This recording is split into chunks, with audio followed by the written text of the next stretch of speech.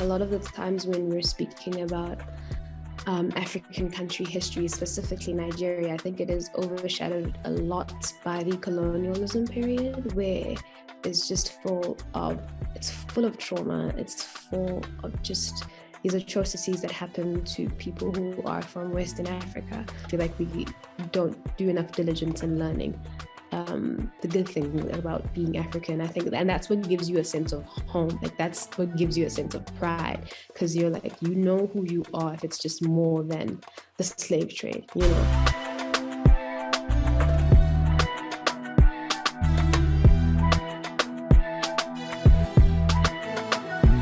All right.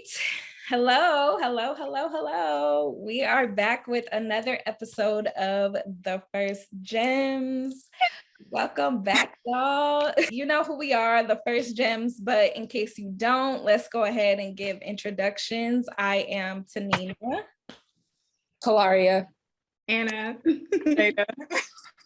And then we have two special guests with us from Naija Nation, which we're going to get into who they are later on in the episode. Of course, stay tuned, but I'll let you both introduce yourselves.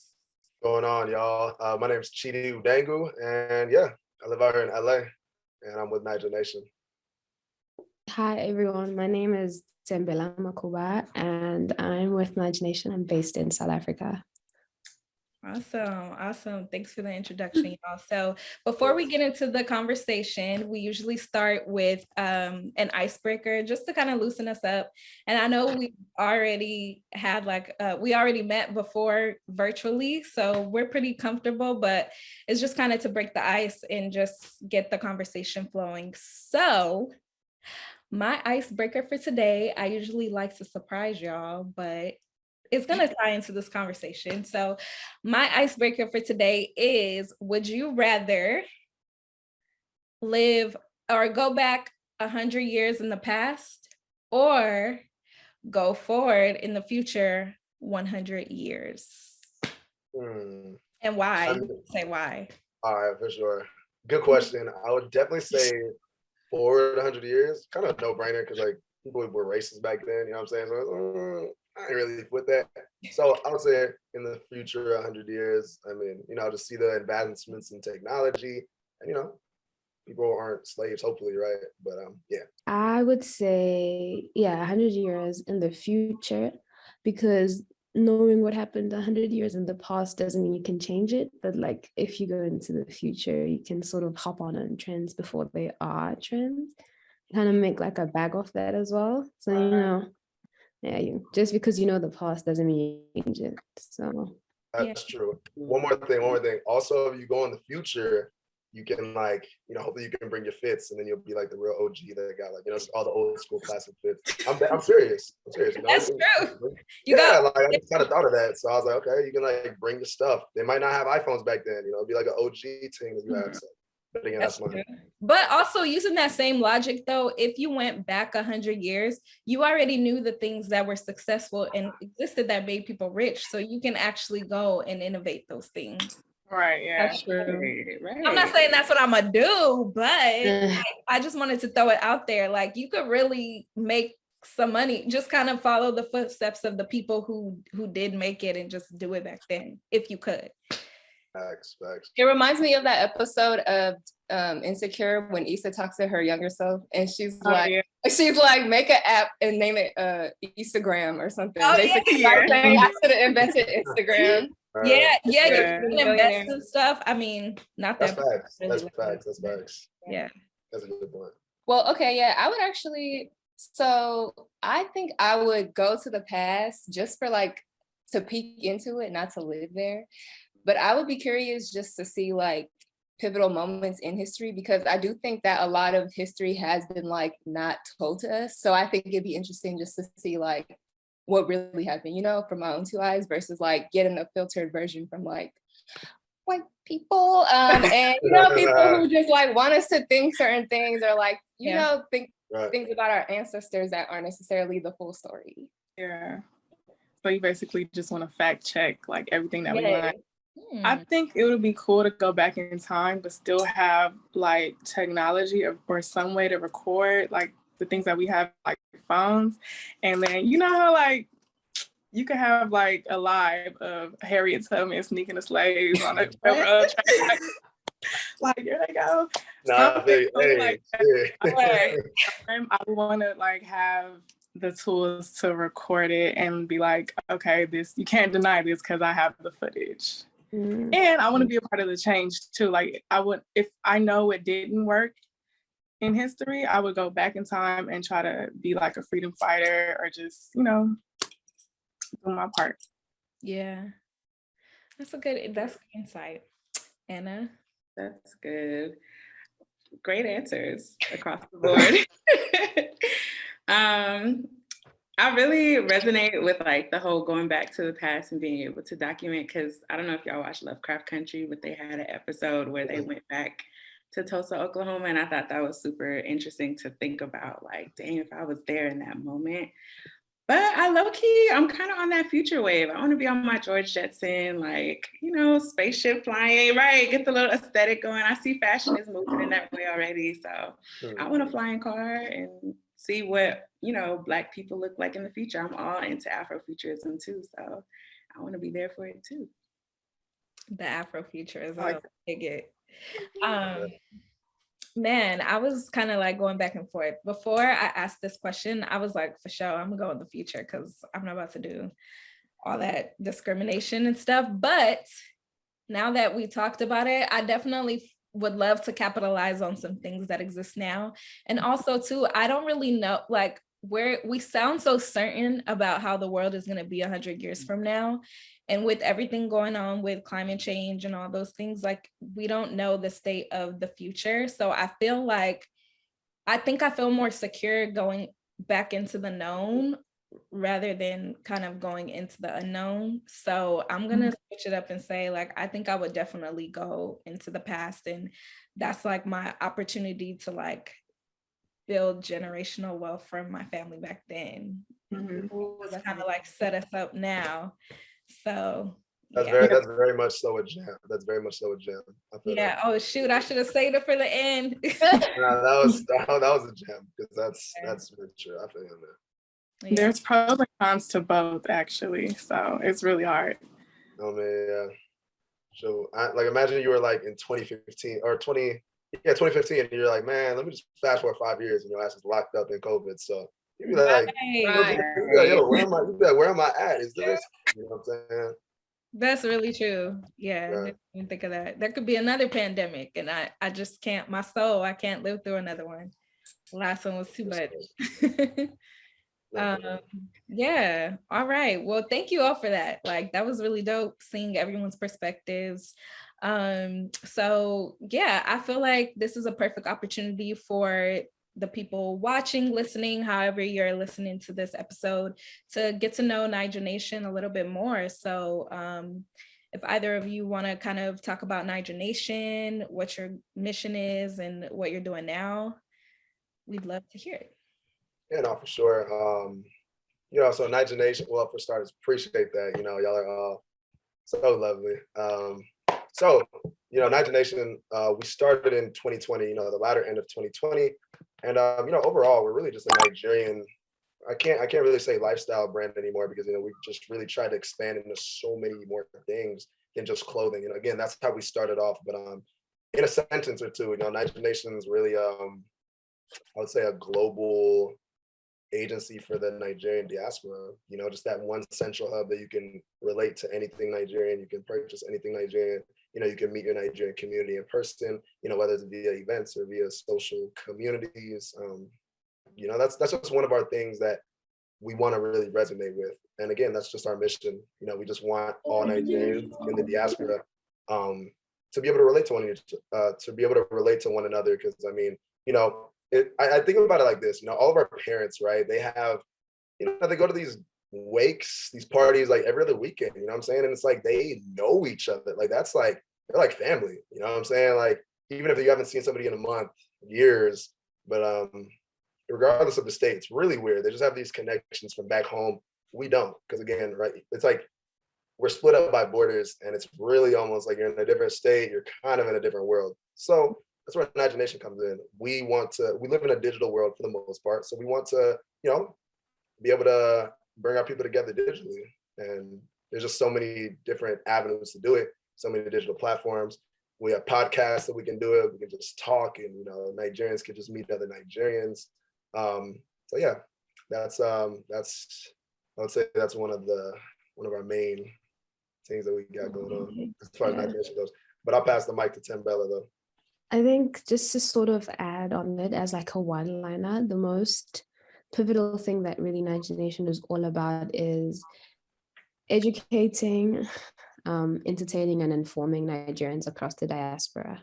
I think that's just really to sum it all up, because that can come in so many different variations and so many different experiences, and whether it's languages, whether it's food, whether it's cultural dances and that sort of thing. So that's really what we're here for. Right. Yeah. And I think you guys are doing an amazing job with the mission. It really translates with, through your social media and everything. Even the merchandise, it's like you put it on and you know where you're from. Naija Nation. Always gotta rap. Always gotta rap. You always gotta rap. Period. Yeah. I love that. Let's actually take a moment to see everybody. I see everybody spit it out today. We got the ankara going on. We got the green, we got different things going on. So, I mean, we are gathered here today. Oh, wait.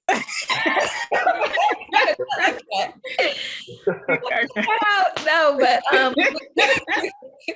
we decided to get together today to amplify Nigerian Independence Day. So I see a lot of people are repping with the green, and we have the ankara and everything. So I got those two.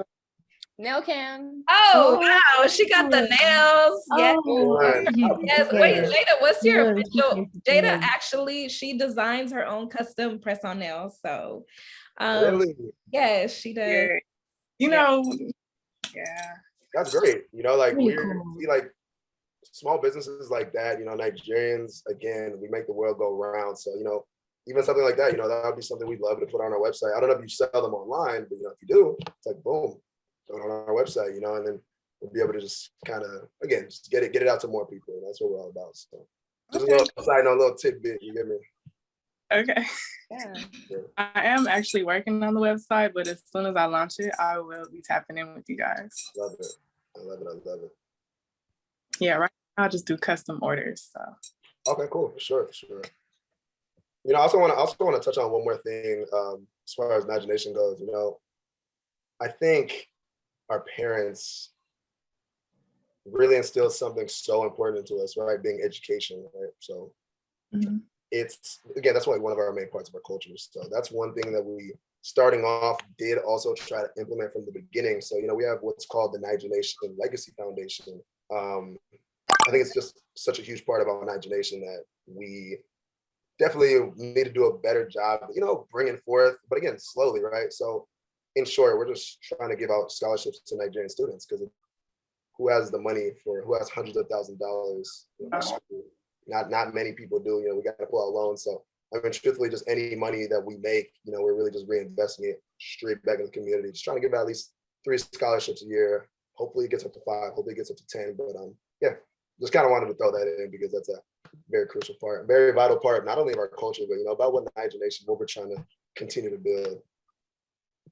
That's is that like Nigerians in Nigeria or Nigerians in America or globally? Or have you not thought about that? Right. So as of right now, it's Nigerians here in America, but we definitely want to include Nigerians in obviously on the motherland. So hopefully we can do that with the next batch of scholarships. But for the first one, it was pretty tough to do because there's a bunch of legalities with that. So yeah. Have you done that one so far? Is it just been one or? Yeah, it's just been one. It was just our first one. We're gonna open up our second one. Tamela, when is it? January, February? Yeah, like going straight into the new academic year. Second semester, so January, yeah. That's awesome. Where was Naija Nation when I was going to school? No, I'm kidding. Yeah. You would have time traveled back, you know what I'm saying? You might have, right. Right. Exactly. That's really awesome that you all are doing that. Like, I know so many students are going to be extremely appreciative of that. Has your focus been on kind of Nigerian students in California, since that's where Naija Nation's based in California, right? So, it's funny, we always get that question, always. So the thing with Naija Nation is like we have not only team members all over the place, but we're kind of everywhere, right? So like we have different events in different states because it's like, I just happen to be based in LA, but Timbel's in South Africa, we have other people in New York, other people in Houston, other people in Atlanta, right? So we never want to just narrow in directly on California just because, our headquarters is out here in California. There's Nigerians everywhere. Really, the most Nigerian population, what is it? Is it New York? Don't quote me, but actually, no, it's the DMV. Sorry, it's the DMV. It's in the Northeast. I thought it was Houston. I know, Texas. Everybody here. Yeah, that being said, there's Nigerians everywhere. So, just try to be inclusive to everybody. So, Yeah, honestly, I love y'all's brand and like the mission. I feel like y'all are being so humble right now because like looking at y'all on social media, like I'm like, dang, this is a powerhouse. Like Nigerians, just like you said, we're literally everywhere on every continent, every country. And so to be able to try to, bring all of us together in the diaspora under this Naija Nation, like y'all are really active on social media. I've, gotten some DMs and stuff about being a notable Nigerian, or what is it that y'all have? Follow Train Sundays or something, shouting out small businesses. Like y'all really do the work to like find people in the communities doing really great stuff and then giving them that platform. So I think that's another thing, give yourselves a pat on the back and shout out to y'all for, really bringing people together, because even the brand, that's really our mission, for first generations across the globe, but like with the specific celebration of being Nigerian. So shout out to y'all. Yeah, no, definitely appreciate it. Like it literally means the world. Seriously, like it really do appreciate that. And at the end of the day, that right there, what the mission you guys have, the mission we have, like that's the only thing that's really gonna progress us as people. So whenever I see people just doing different missions and it's money hunger and it's just these different selfish things, I'm just like, bro, you're just hurting us at the end of the day. But again, people don't care about that. So and just somebody like Timbella, she's always very, very not only vocal, but always has great insight of like how will this make other people feel, you know what I mean? So she's like really like such a huge just hand in everything that goes in, like anything that goes in. It's really had his thanks. I try to be the sensible one. I think she has like crazy ideas and stuff, which is always great. But I think there's always, with the brand in itself, there's always like a human element that everyone tries to maintain. Because a lot of the times you'll see in social media when it comes to brands, messages don't always translate the way that they were intended to. And you'll find that like what you're putting out does more harm than good. So we really try our best to have like some self-introspection and say, what does this come across like to, the average American Nigerian reading this? Is it kind of, are we starting dialogue or are we like going down the rabbit hole to fan the flames? So we try to hold ourselves to task because there are very important conversations to have within the community, but we don't want it to be like to the detriment of everything else. It needs to be moving forward. I love that. And I think that's very important too, especially when you look at the Twitter space and you see all of these like diaspora wars and like just tribalism and things that become evident when the same conversations are kind of rehashed. And I think it's very important that you all are very conscious of that, because those types of conversations, as much as people think it may help the community progress forward, it really doesn't. So being solution oriented and conscious of just being conscious of how things can make people feel, I think that's very important. And I think that's what makes your brand so humble and authentic. And you can even see that in the way that you both speak. So really appreciate that you all take that into consideration too. I'm sure that ends up happening by default too. So how do you combat that? I'm sure people are under your comments like, saying whatever. So what is your strategy for that if you've ever kind of dealt with that? I just get bad anxiety. I text you, I'm like, listen, I don't know what to say. I don't know what to say. They're fighting. Delete it. No, I'm good. I'm joking. No, I'm not with you. And it's the thing is, it's a slippery slope because I mean, not everybody's gonna have the same opinion. Like we do want to provide that platform, but again, some people just feel completely out of left field, and it is like they think like that for a reason, and they're not the only ones that think like that. They just happen to be the ones that are brave enough to be like, "Hey, I'm gonna type this out and comment that." So again, it is just more like what Tambella said, and really educating and trying to give a different perspective, a positive light on whatever it is that we're talking about. Yeah. What are some examples of like what brings controversy? Like what are these topics that people seem to try to put y'all under the flames for? It's like if we have like an opinion about food will always make people get rowdy. People say, oh, I don't really like this, or it's time for us to be honest. There was one time, I think we said amala. Oh my gosh. Oh man. Everyone would like take that back. Like it was like, oh, we had to like release a video the next time about moi moi, saying, okay, we're just trying to use this to make you guys forget that we actually don't like. Oh no. It was akara. Oh, I saw that one. And people were like, there's no way. But people are very touchy with like food.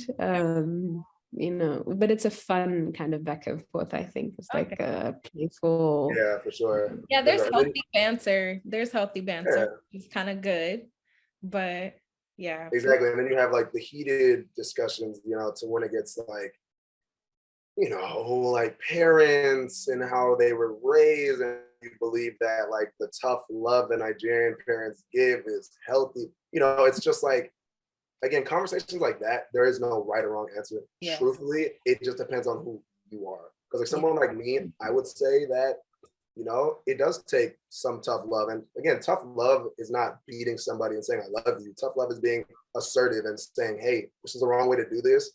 You should do it like this.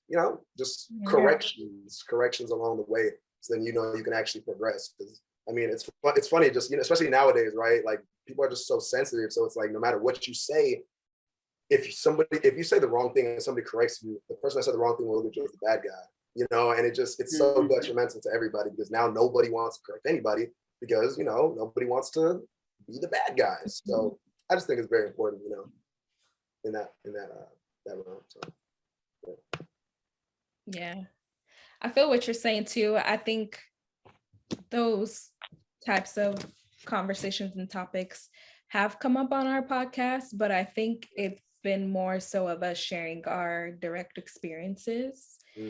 And not to be all personal, but I have gotten like a little bit of criticism in terms of like, why would you share something that's so personal on such a public platform, when I think it's kind of important to have those spaces where first gens like can go and share those experiences and just be really candid and honest about how their experiences as a child or teen or in a household affected them today, because somebody else may need to hear that. So I think, those topics that may be seen as a little bit more controversial can be okay when it's presented in a way of just sharing your shared experiences that could ultimately help somebody else. So and even thinking about like the four of us, like we're all Nigerian or identify as Nigerian,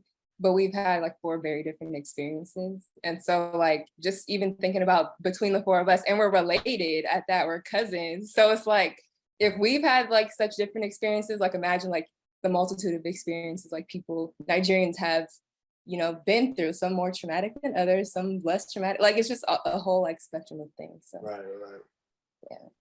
Yeah, and I think it's really just, as you were saying, Tambella, like, what's the message? What are you trying to achieve with putting these stories out? And I really think of it like it's an educational experience, if nothing else, right? Which brings me to my next point.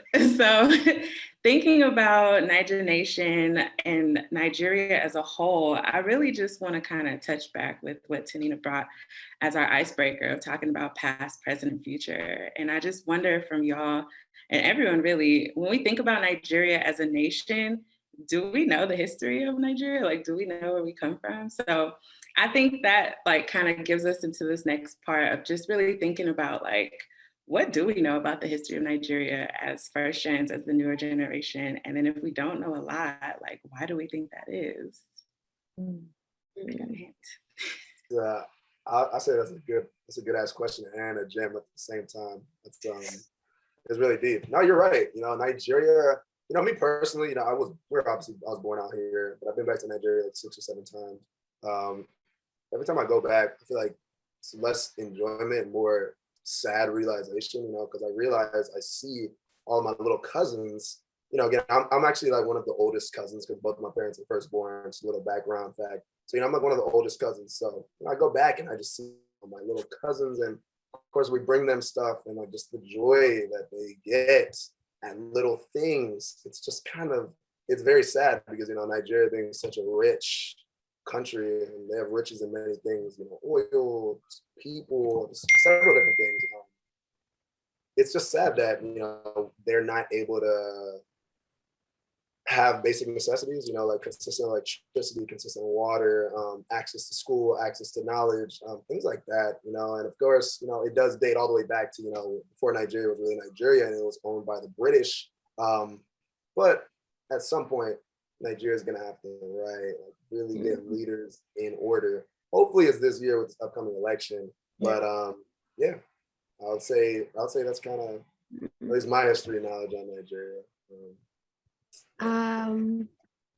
I think this might be a little controversial, but I feel like a lot of the times when we're speaking about African country history, specifically Nigeria, I think it is overshadowed a lot by the colonialism period, where it's just full of trauma. It's full of just these atrocities that happen to people who are from Western Africa.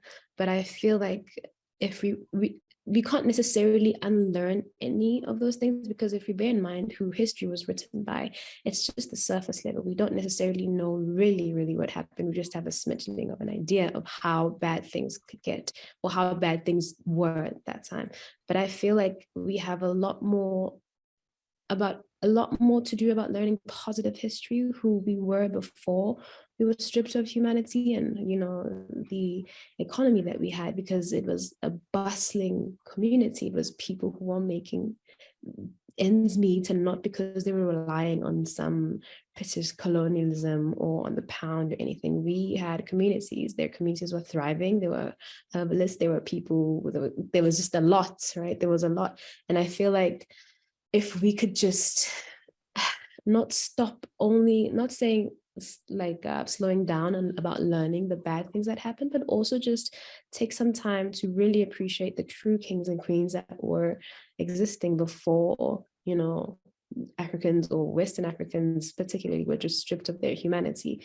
So I think it's also just about balancing the sort of history and really doing a lot of research about what we consume a lot, because we don't, as Africans, that's just not us only. We're more than slavery. We're so much more than the bad things that happened to us a couple of centuries ago, which is still really happening in some parts of Africa. But I think that's just the one thing that I would say. I feel like we don't do enough diligence in learning the good thing about being African. I think, and that's what gives you a sense of home. Like that's what gives you a sense of pride, because you're like, who you are, if it's just more than the slave trade, even though that is a big integral part of really, what makes us, because we're survivors. We come out on top. But I think we just need to be a bit more kinder to ourselves, and that's.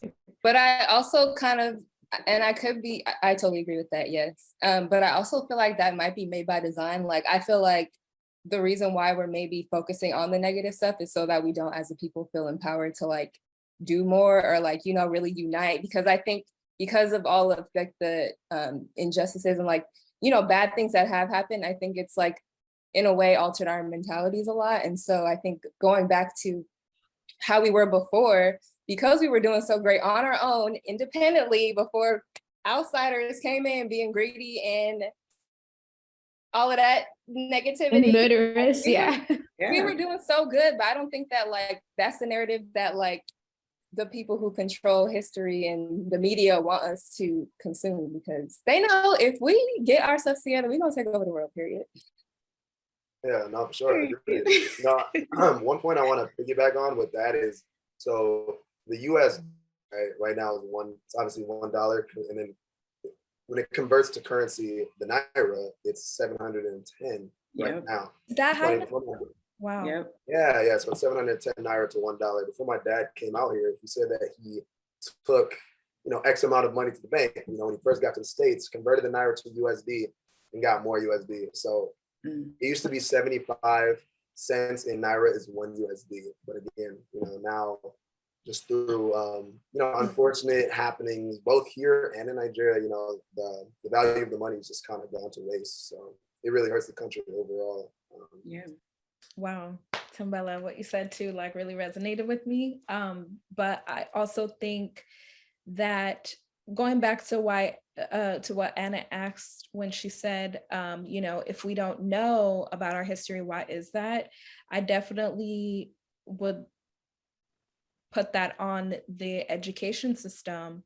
I feel like, not that I've been everywhere in the world, but the US is one of the countries in the world where we kind of don't really focus too much on other countries. Like, we don't go in depth about the rich history of other countries. Other countries are way more knowledgeable about the US/other countries than we are, if that made sense. So I definitely think that what you said, Tambella, about us doing our due diligence to find out and learn that information is really key. Because everything that we see that's being put out now in the media and all of that is just kind of just reaffirming what we already know about colonialism. And that's why I think it's so beautiful that a lot of things are coming out in terms of like Afrobeats getting more popular and all of those things, because people are seeing a different side to Africa/Nigeria that they weren't exposed to before. Even as a first gen, I feel like had I not taken recent trips back to Nigeria, I wouldn't know like the weight of like how amazing we are. And then going back to the village too, like, and just seeing all of our rich history and traditions there, I'm there thinking like, dang, I really wish I would have learned this in history books. Like, why am I just finding out about these things now? And like, even learning about like the Biafran War, like I feel in history, they never emphasized on any of those things. So the due diligence part is an important key component, but I also think it's like knowing to do that, because had I not been exposed to those things, it wouldn't really cross my mind that there's more, if that makes sense. Yeah, definitely. Even me as a kid, like when I think back, like what I was interested in learning in school, I really wasn't interested in learning about American history. Like, but my interest really was African American history. Like, I really wanted to know like everything, even learning about the slaves and everything. That was interesting to me because my mom, her family's from the South. And then tapping into like trying to get information from my dad's side of the family, which is Nigerian. I think because they lived through like the Biafran War and some of that history, it's painful for them to like revisit that. So unfortunately, we only got tidbits basically. I don't think they really wanted to revisit that. So it wasn't until like, how we did start going back as adults and seeking out our own experience and our own connection to the motherland, to Nigeria, that we realized a lot of different things. And I think through that, we were able to share our experience, and that's where it piqued other people's interests that weren't before, even people who are Nigerian, have never been there, have never had any interest in it. Like if you see other people that are in your generation that are going, it's like, let me go check this out. Let me, do some investigating. So yeah. I feel it too. I think it's definitely in my more recent years, I started kind of looking more into that. Especially, I've just been in a wormhole with this whole like Biafran war. I'm like, oh my God, I'm a Biafran. Like, like just looking into that stuff and like wondering like, dang, what really would it have been like if we would have like seceded and made our own nation? Because we had all the resources, but I don't want to start. Sure. No, you're absolutely right. I actually want to touch one thing on that. You know, I think that I just want to put it for the record. I think that the easy fix to Nigeria, nothing's easy, but Nigeria is not one country. Like Nigeria cannot be one place. Nigeria, it's just simple. There are so many people, of so many different cultures and just origins. You have up north, there's Muslims, down south, different types of people, southeast, different types of people, so many different tribes, all just kind of like in one big melting pot. And there's supposed to be one leader, one government, one president that's supposed to lead them. It's not possible. It just so happens to be that they're in our country, but any other country, if that were so, it's not happening. It's not working. That's why you see countries like Ethiopia and they're breaking off into Eritrea. It's just kind of like it should have been Nigeria with Biafra, but again, it didn't happen. They didn't let it happen, and now we're just reaping, the scars of the war. Everybody is. So, in my personal opinion, I think so. That's just such a major point that people just forget about. Like people are struggling now, but it's like everything is struggling because like we're not all supposed to be in one big melting pot. It's just, I don't know. It's nonsense. Especially, it would have worked if we knew how to be in harmony. But I feel like it's just been so many like decades and centuries of like not living in harmony where I see that as working. But I feel like people view that as such a negative thing. This is like what we were talking about like controversial topics. Like it doesn't have to be controversial. Like I feel like two nations could still be harmonious, especially if one side has something that the other wants and vice versa. You just work together, collaboration. But but the issue is going back to the whole question, colonialism. It was never intended to be harmonious. Like there was never any intention for the British to be like, all right, this region that we're carving out to be Nigeria, everybody's going to have to work together. It was never that. Just as I think Tambeli, you talked about it. And I think that's the whole issue is like us as the younger generation, we have to just understand the history to really be able to look forward and say like, okay, so even in our parents' generation, right, they did what they could and are still doing what they could to amass wealth. So we could speak specifically because we represent the Igbos of the Southeast, right?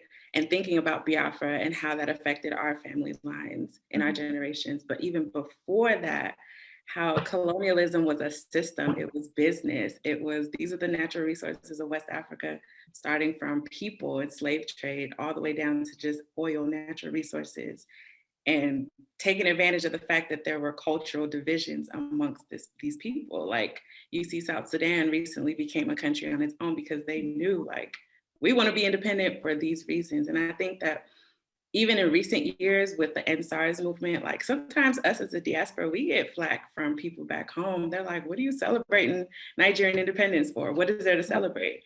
And I think it's just for us to really go back and read something, understand, talk to our people more. Like we've generated that interest naturally to talk to our family, to, watch documentaries, to really understand like, okay, so what happened? Like, how is it that there's tribalism in Nigeria? Why is it Igbos versus this versus that? Why is, the conversations on food, like how has that become a sensitive topic? There's a reason for all of that.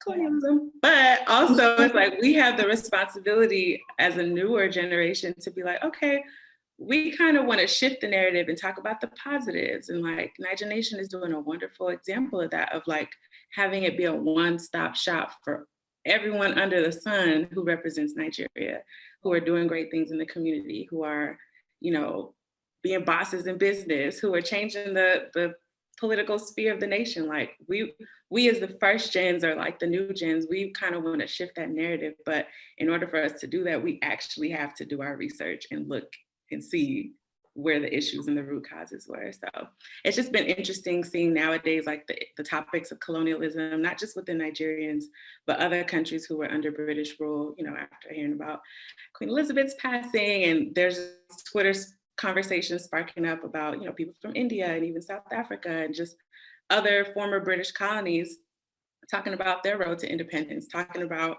why they really don't support the British colonial, empire. And all those reasons are valid because the history was not a pretty picture time period. So I think it's just valid to keep these conversations alive and really like do some of the inner work to like figure things out and just make it better from that. So yeah. Wow. Mic drop. 10 out of 10, man. 10 out of 10. Yeah, mic drop. 10 out of 10, man. It's facts.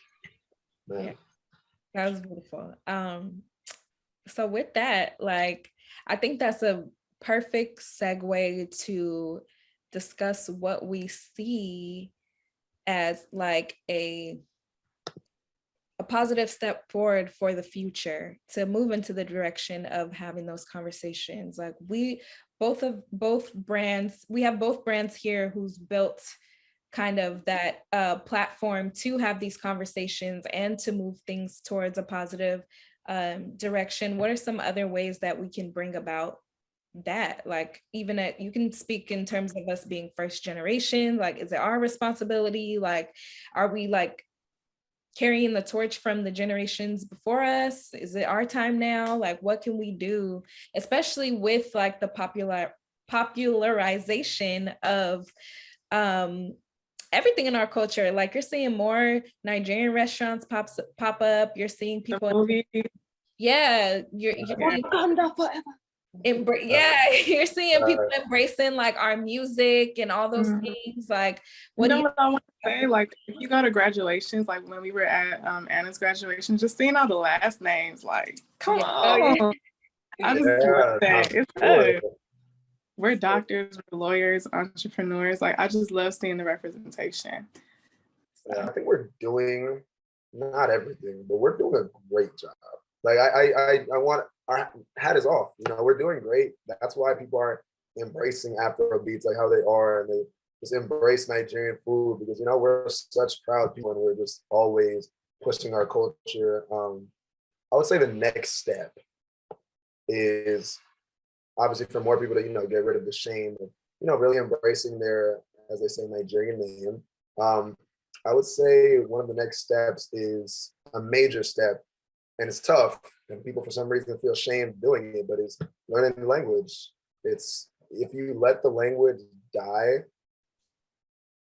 there's technically no tracing of anything Nigerian, if that makes any sense. So let's say 2 generations down the road, right? Let's say our generation, not everybody's able to, most are able to understand, but most not able to speak. So that means our kids, almost slim to none, right? Almost slim to none will be able to even understand or speak. And then the next generation, the language would practically be dead. And if by that time the language is dead, I just feel like all that you'll have is just word of mouth. If people even care about being Nigerian by then, because your parents aren't speaking to you in Igbo or whatever your language is. You may possibly eat the food. I don't know, but again, language is such a big part. So I would say specifically that's what I think to really continue to pass that torch and to know that. That's a great thing to bring up too. And definitely be present. Like if you don't want to relocate there, then visit as often as you can, or do whatever you can to retain the information. Like we said, learn your history, do your research, just be on top of everything, and actually be active in the community. Support whoever that's Nigerian, or whoever that you grew up with. Like go talk to those aunties, go talk to those grandmothers, give back to the community if you can.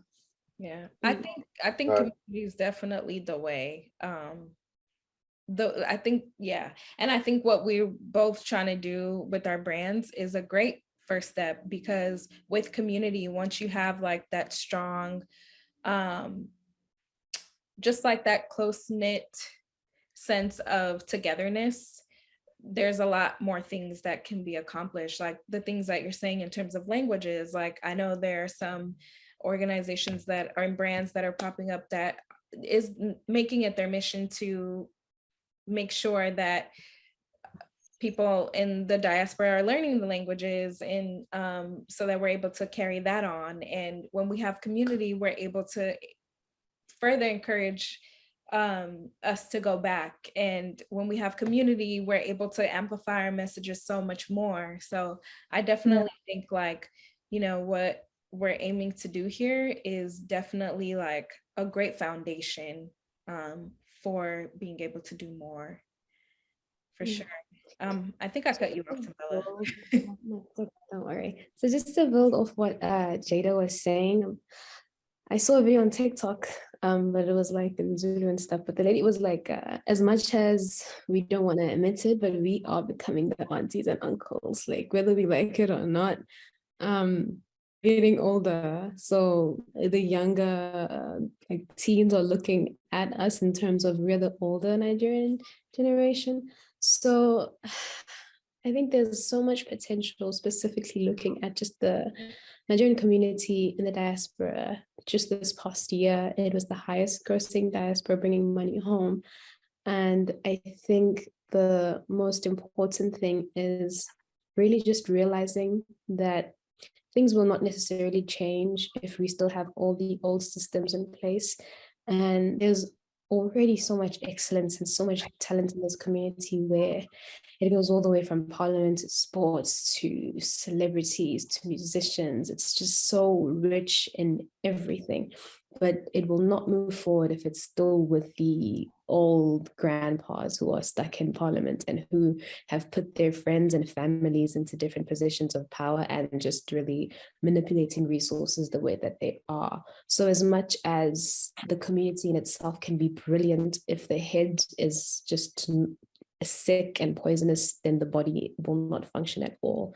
So I think it's also one thing to just realize just how much power the community has in terms of making actual changes in the implementation processes and in the processes where, you know, these laws are being made and, you know, these decisions of resources are being taken at the top. And then it will all trickle down, because at this point in time, we're seeing Nigerians in the diaspora make all this money, bringing it back home only for their families just to barely survive because inflation, the economy is just awful. So it's really just a never ending cycle. And if we keep on bringing money back home, we're still enabling the poorness of how the government is treating everyone, because they think it's still working. People are still surviving. So what's the problem? You know, no one is being pushed to that point of, oh, you know, they have to get out of power or we're not functioning as a country anymore at all because of the hard work that, you know, you guys have put in. So I did see a tweet that people are saying Nigeria doesn't give you a chance to figure out what you like or figure out what you're great at. It's survival. Like, that's the most important thing. And I think once that mindset sort of changes, then we can really truly tap into how great we are, because we'll have great leaders. So I think the community just needs to focus on that first. That's like priority number one. Who the leaders are, really decide where the country goes and where everyone else is affected as well. Because once the diaspora community doesn't necessarily need to send money back home because home is doing well, then you guys can develop wherever you are, you know? So it's like, it's just a never ending cycle. Too real. Yeah. It's like teach them how to fish rather than give them the fish. Not even fishing, like change the pond. The pond is just a cesspool. Yeah, everything must go. Like the pond in itself is just toxic. Yeah, it's taken to somewhere else. The fish are dead. Yeah, they're dead. Change the pond. That's facts. Yeah, that was the water is dirty and murky. Hey, some people might argue changing the pond would have been splitting Nigeria into Biafra. I don't know. It depends on who you're asking. You know what I mean? But that, yeah. That's what people are gonna say. Gotta go back 100 years to find out. Yeah.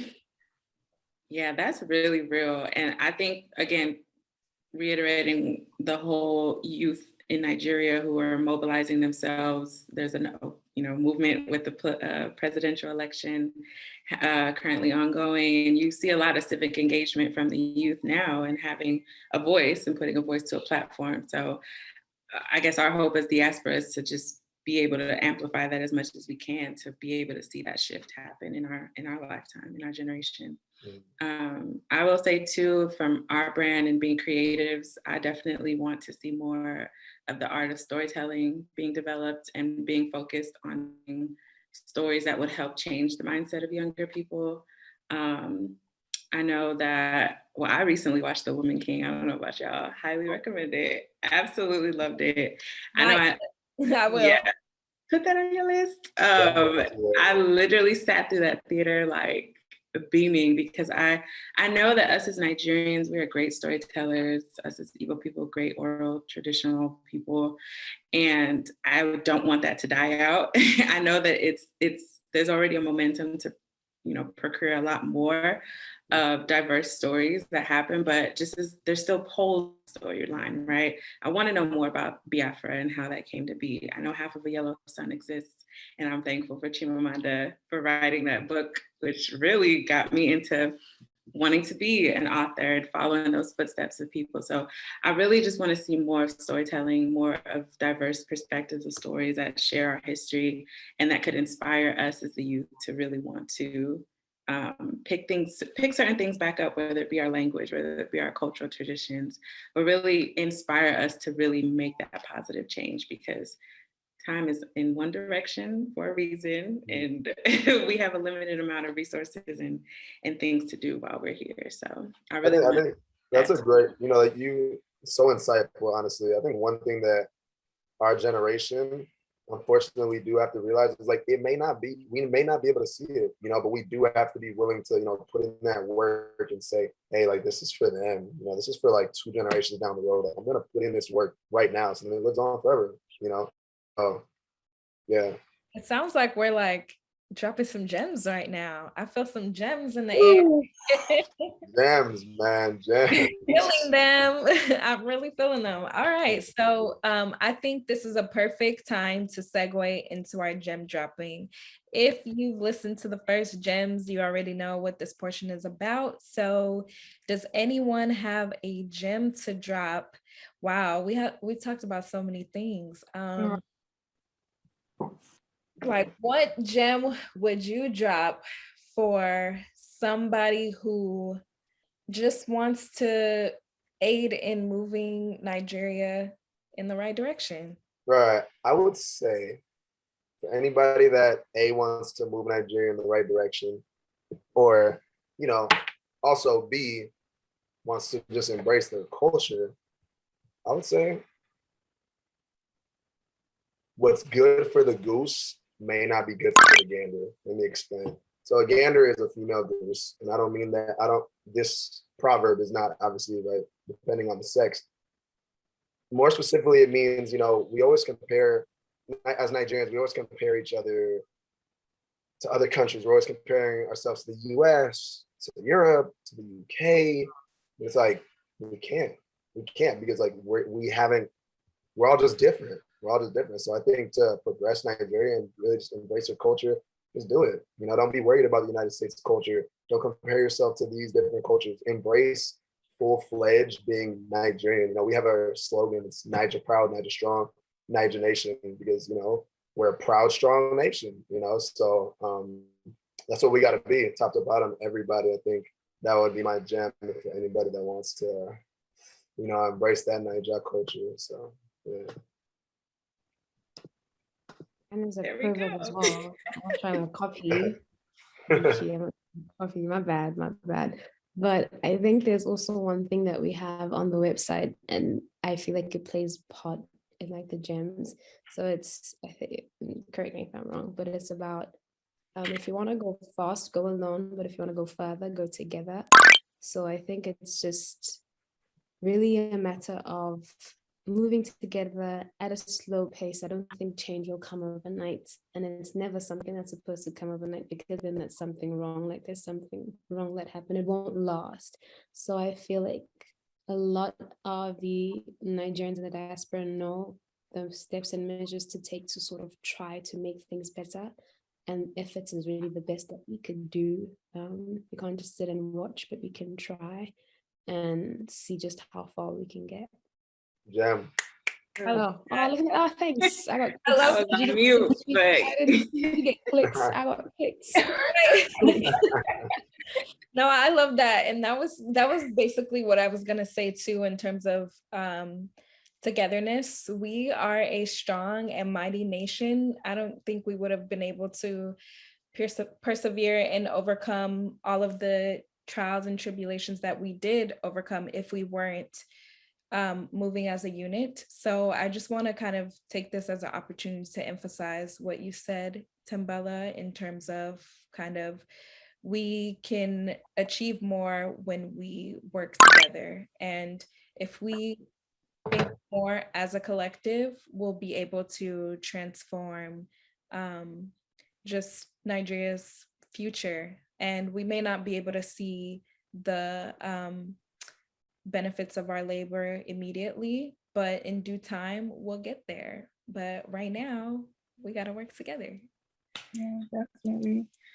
I'm gonna say definitely continue to embrace like the strengths and the positivity that comes from Nigeria and being Nigerian. Continue to support those who are trying to move forward with strengthening the nation, and yeah, just do your best to show up. I will say it's important to stay curious as like Nigerians, because we did talk about earlier how like we feel like there's a lot of history that we still don't know, even though we obviously are connected to our culture and, you know, in our own way. So I think like staying curious and like challenging like the norm that we've been accustomed to, like what's currently going on in the country, and like being like, wait, why is this like this? And like figuring out a solution to like change it, or even just like give a different perspective on it. I think that all comes from first knowing like, you know, how it started to begin, and figuring out, okay, like I don't like the foundation that this system sits on. So now that I know about it, I'm gonna do X, Y, Z because this ain't right. So. Yes, that wave. We ride that wave.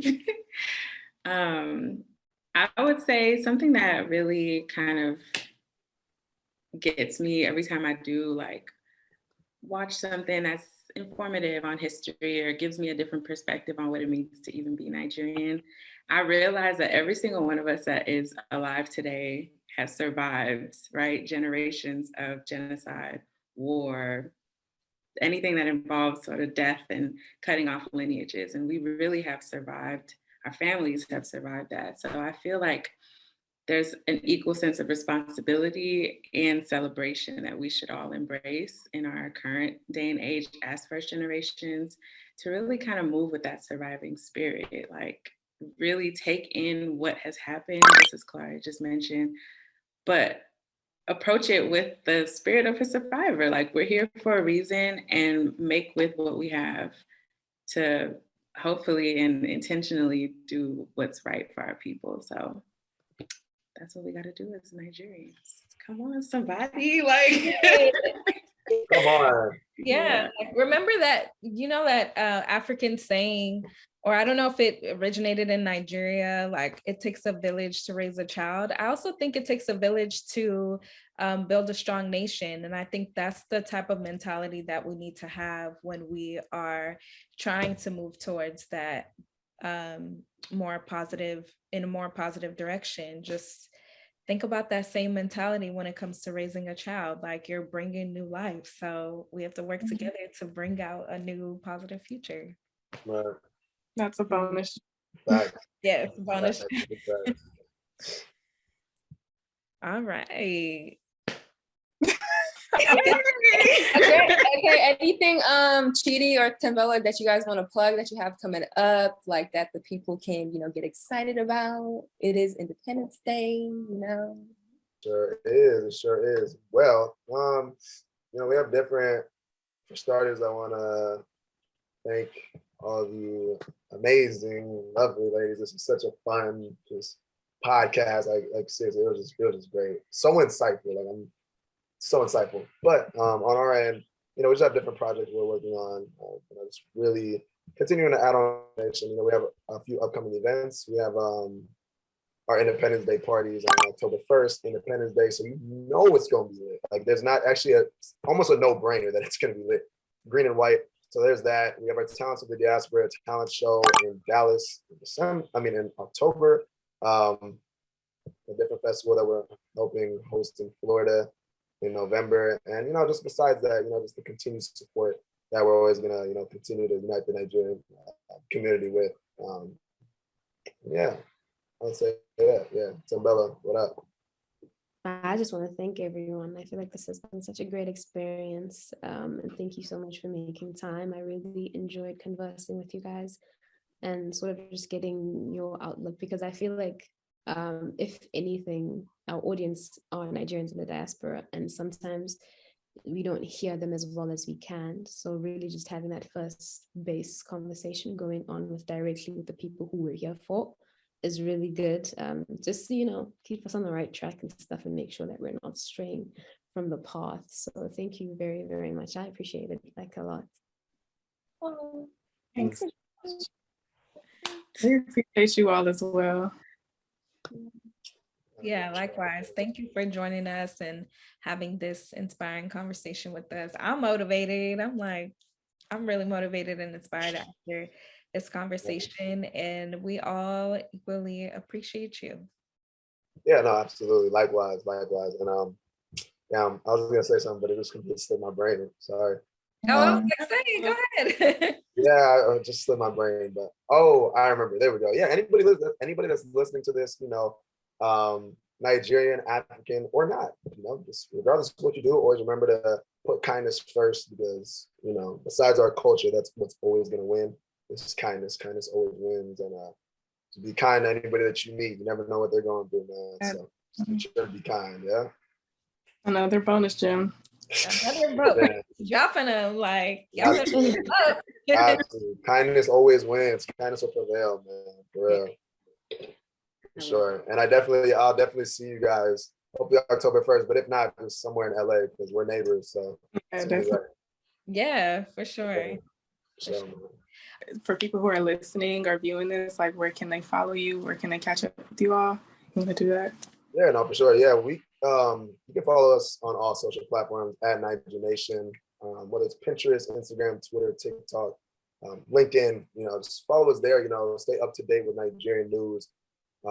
Be educated when it comes to your culture, just anything. You know, if you want to make others feel valued, supported, recognized, you know, indulge in Naija Nation in some facet. You know, you can go to NigerNation.org and purchase some of our merchandise. Yeah. Oh, and they can also like go on the website to continue the conversation. We have like the community chat box thing where people can leave like questions or statements, and then everyone can it's almost similar to Reddit, but more safer and controlled than just for Nigerians. So